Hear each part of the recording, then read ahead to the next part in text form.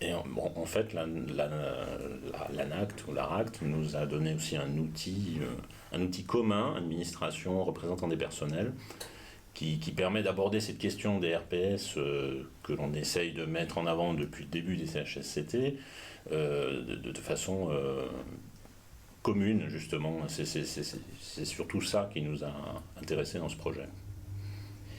Ce qui a fait aussi la réussite de ce projet, c'est l'investissement de tous, même si c'était un peu chronophage, on va dire.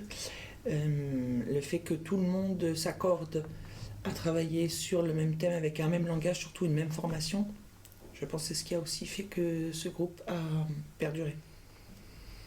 Et au niveau de la méthodologie, c'est une méthodologie qui implique un travail collectif. Et ça nous intéresse aussi à une autre échelle, au niveau d'un établissement ou d'un service. C'est aborder ce type de situation, problème, collectivement. Ça, c'est un aspect qui nous paraît essentiel également. Ce qui était très important aussi, c'est le travail sur le métier, de se concentrer sur les tâches elles-mêmes, les situations de problème, et non pas sur des situations de conflit qui seraient individuels, personnels ou autres. C'est vraiment de se rattacher au travail. Alors, les réussites se basent particulièrement sur la formation déjà qu'on a reçue donc, au mois de mai, maintenant il y a 2 ans. Elle était d'une très grande richesse et d'une très grande clarté, à mon niveau. Encore une fois, c'est mon analyse et mon ressenti tout à fait personnel. Le groupe, après, me semble-t-il, était beaucoup trop conséquent pour que la fusion puisse se faire et que tous les projets, toutes les visites soient menés à bien et à bout. Donc très très vite, le nombre s'est restreint. Et le problème vraiment qui a été posé, c'est qu'à chaque fois qu'il fallait qu'on se réunisse, ce groupe de personnes évoluait, changeait. Des fois, il fallait repartir bien en arrière de ce qui avait été fait et dit. Ça nous faisait perdre du temps parce que quelque part, ce qu'il fallait avoir pour conscience, c'est qu'on venait des journées entières travailler sur ces analyses. Et on pensait malgré tout à tout le travail qui nous attendait et qu'on laissait dans nos établissements, entre autres pour moi.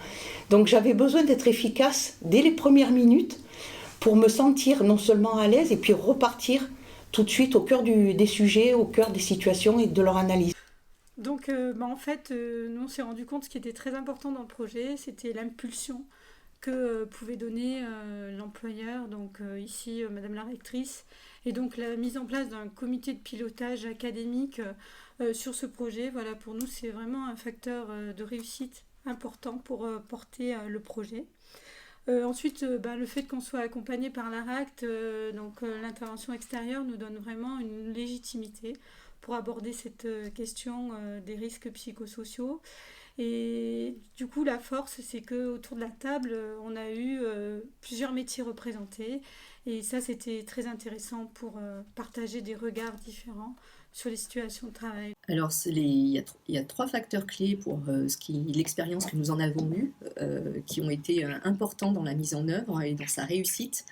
La première, ça a été les modalités de communication qu'on a pu avoir vis-à-vis des personnels. Donc la communication aussi bien lors de l'Assemblée générale des personnels, le courrier de la directrice académique aussi montrant qu'elle portait cette expérimentation et qu'on était partie prenante, et toute l'information par le biais des chefs de service, des réunions de service sur ce dispositif. Le deuxième facteur clé, ça a été la formation, bien évidemment, où des membres du groupe de travail opérationnel que l'on a mis en place au sein de la DSDEN pour piloter ce projet, ainsi que des membres du comité de pilotage spécifique aussi à la DSDEN pour aussi piloter le projet en parallélisme à ce qui se faisait au niveau académique. Et puis le troisième élément clé a été aussi la composition de ces 2 instances que je viens de citer, puisque au fil de l'eau de l'expérimentation, on s'est rendu compte de l'importance de les étayer et de faire en sorte qu'elles soient composées d'un maximum de services représentés au sein de la structure pour avoir une certaine expertise dans les propositions.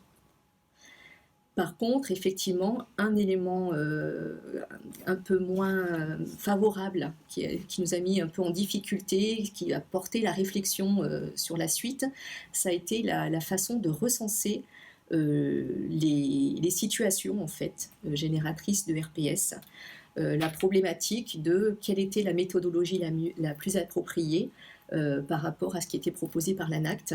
La fiche était très complète et nous correspondait bien, mais les personnels ont eu du mal à s'en emparer et ne se sont pas sentis légitimes à aller eux-mêmes chercher ces informations auprès de leurs collègues qu'ils connaissaient, puisque à proximité au quotidien.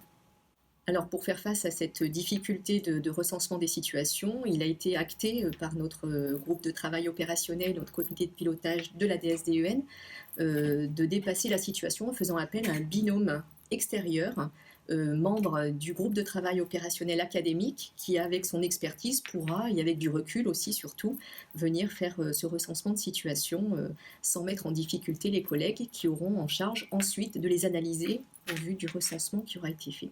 Alors, comme je le disais à l'instant, la structuration forte par ce comité de pilotage, par une impulsion au plus haut niveau par la rectrice de l'académie était vraiment fondamentale pour que ce projet soit accepté par l'ensemble des personnels.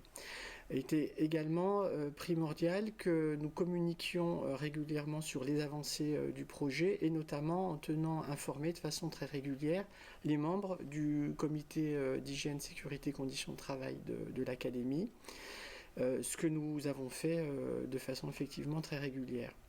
Un des facteurs de réussite était également de concerner l'ensemble des corps de métier de l'éducation nationale. Il fallait que chacun se sente impliqué et concerné. Pour ce faire, donc, nous avons constitué le groupe de projet par des membres de ces différents métiers, personnel de direction, d'inspection, personnel de l'administration, personnel enseignant, personnel technique. C'était vraiment fondamental. De même que les binômes étaient constitués de ces mêmes membres et sont allés visiter et constater des situations problèmes très diverses sur le terrain.